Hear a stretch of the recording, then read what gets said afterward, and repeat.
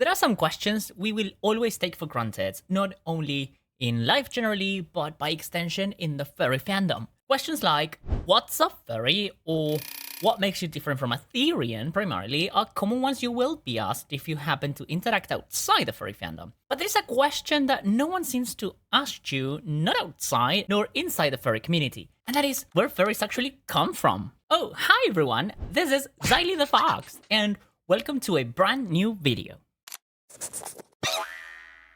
Among the most iconic questions we all have in this fandom, there's been one that goes around quite a lot, and that will be what your first furry crush was. This question is so interesting because we generally give out, unconsciously, the reason why we all ended up being furries. It's like a sort of, indirect observer paradox situation. Oh, and if you don't know what that is, the observer's paradox, in simple words, is a phenomenon in research that shows a bias on the people who you are studying. So the issue explains itself as in, how can I observe something that should be natural in people's behaviors without having this change in particular because I'm observing it? Well, the observer might use indirect questions that will lead or provoke answers that snitch out parts of the speech or behaviors that are the focus of the observation process. And this question particularly, what was your first furry crush, works in this term to either tell your age when you found the furry fandom, your first persona preference, and maybe even your orientation, maybe when you were younger. But this last one still requires a bit more research. I wouldn't make this claim yet. So let's just say the answer to this question will tell your age and by extension the generation of furries that you will belong to. And probably, yeah, we could say that a species of persona that you'd be more inclined to choose if you were to become a furry, Ladies and gentlemen, and those in between, this is what we call the Furry Awakening phenomenon. But I am going to have to fix you, manage you on a more personal scale. Jim, what is that called? Becoming a furry? Boom. Yes. Should I make a disclaimer here? I strongly believe the core definition for this awakening thing is one that treats this as a fandom phenomenon rather than a scientific claim, just to be clear. I'm no scientist, so I guess treating this as plain observation and explaining it locally would be like the safest take. Now, a furry awakening, based on what I could see, is the moment a person first develops a strong emotional attachment to an anthropomorphic animal character, often before they even know what the furry fandom actually is. Memes online make it more than clear when they asked you what your favorite Disney character was, or that every generation happened to have like a blue dog that guided them, But I digress here, because I am not taking advice from a cartoon dog. Anyway, looking back years later, many furries identify these characters as the earliest signs that they were unusually drawn to animal characters with human traits, personalities, or designs, which by extension falls into the definition of what the furry fandom is in nature. So, in sum, it's basically the fandom's version of an origin story. Every furry seems to have one, even if they don't realize it until much later in life. So let's take 3 different examples, and please, I beg you not to call me out online for this. It's just pure statistics, alright? As they say, don't do away with the messenger, yeah, do it. Okay, before we continue, I need everyone to understand that what follows is not science. This is what happens when you lock a furry basically in a room with too much free time and access to the internet. Or so I've heard. And yes, I'm fully aware that your personal furry awakening was probably some incredibly specific character from an obscure movie released in 2004 that only 7 people remember. So, as my research professor from university said, congratulations, you're statistically irrelevant. So, for the sake of this argument, we are going to focus on some of the biggest repeat figures. I would say that these are like the popufurs of each generation. Jeez. I can't believe I pulled the popufur term in 2026. But I mean, as a matter of fact, the characters that show up so often in furry conversations that at some point we need to acknowledge we have to stop calling them like coincidences and start calling them like the OG popufurs. You know what I mean? You know I'm right, okay? So, hear me out. I am so done with stereotypes. I hate them. But I am sure that if you grew up in the 1980s, there's a statistically alarming chance that your furry awakening wore a green hat and robbed rich people. Wow. I have just realized that the name Robin is a pun. Like, he robbed people, so robbing in the hood. Oh my gosh, all my life has been a lie this whole time. I can't believe this.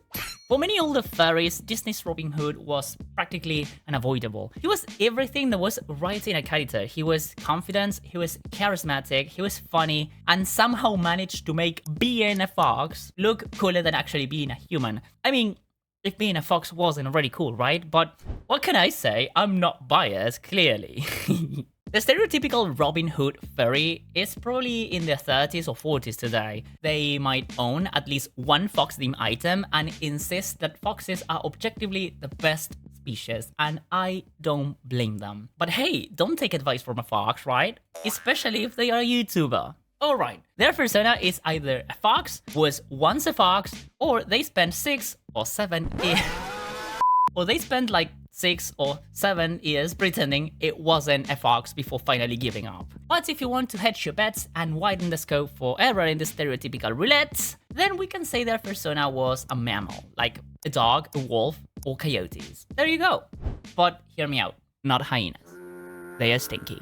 But then the 90s arrived. You see, this particular decade is my favorite. I was born in the 90s, my world began in the 90s, the world was in peace in the 90s, and that translated into the arts. The 90s collectively changed the trajectory of the furry history forever, and jumped over a very hot one in the basket of crushes. Okay, I get it, my puns are horrible. I suck at that jokes, but here we go. The quintessential crush for both the bi and the straight furries out there, none other than Lola Bunny. I mean, it is impossible at this point to talk about Furry Awakenings without mentioning this bunny. Whether people admit it or not, she became the benchmark against which every future Furry Awakening would be measured, and it's a symbol of the 90s culture. This character, at least for me, represents the archetypical hegemonic figure that made up the ideal American high school or freshman sophomore year college student. I mean, check her out. She was athletic, she was confident, she was stylish, she was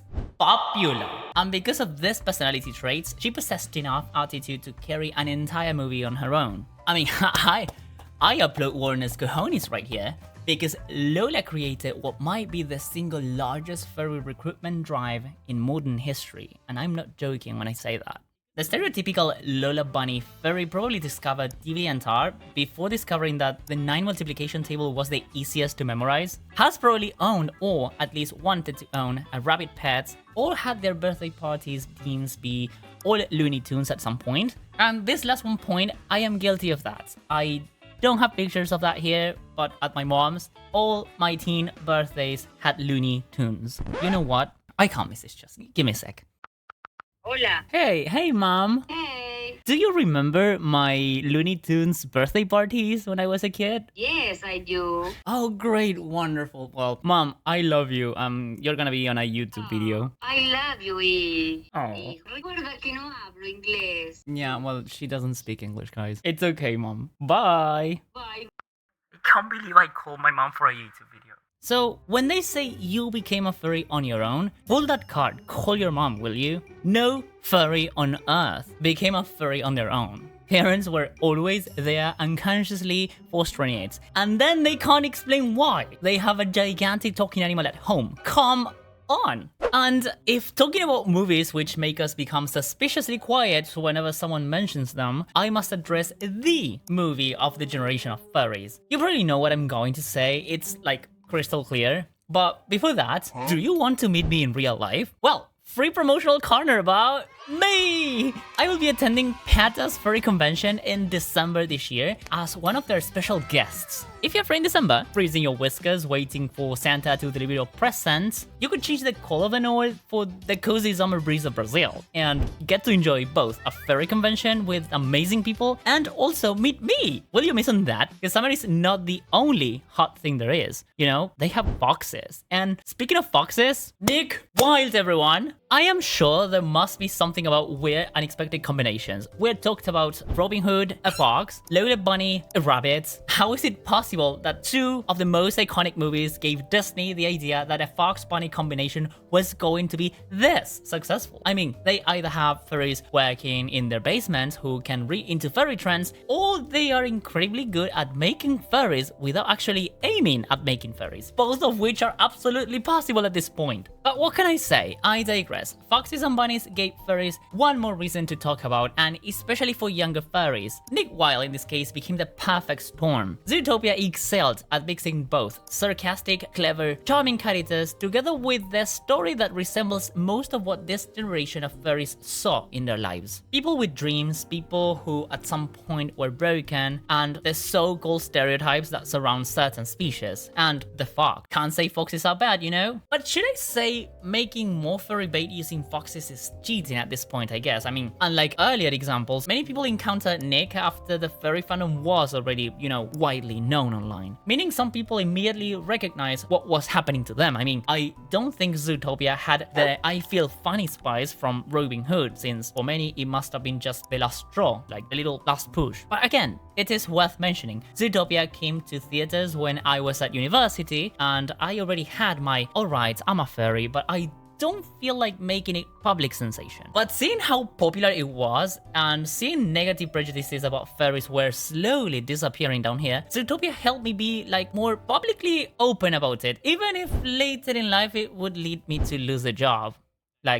What can I say? The domino effect, am I right? Now, before the comment section explodes, no, these weren't everyone's furry awakenings. I am aware of that. These were the most iconic characters that, for one reason or another, became the cornerstones of what the furry fandom is today. They might also explain a trend for mammal personas, together with the ridiculously big popularity of canine, not to say fox personas, that are out there. Like these examples, some of you were probably awakened by a dragon, a Pokemon, a wolf, why not, or a cartoon tiger, and if they had you blocked on Twitter, even better. But that's a story I don't feel like unveiling yet. I wasn't ready to go down that memory lane, you know? But let's not miss the point. Even if your furry awakening was in the list I gave or not, the whole thing isn't about the character itself. It's the pattern. Every generation seems to have its own gateway animal, and the ones I provided earlier are as I said, the popuffers of those times. So how about you share in the comments of this video your furry awakening story? I'd love to read your story. Come on, comment. Was your furry awakening actually mentioned today? Like the video and share it with a friend whose furry awakening might have been the same too. I hope you guys have enjoyed today's video, and as for me,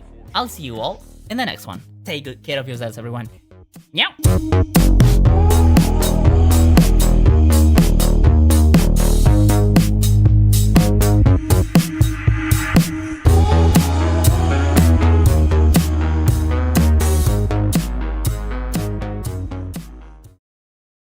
Silly. Mom, it's not silly, it's silly.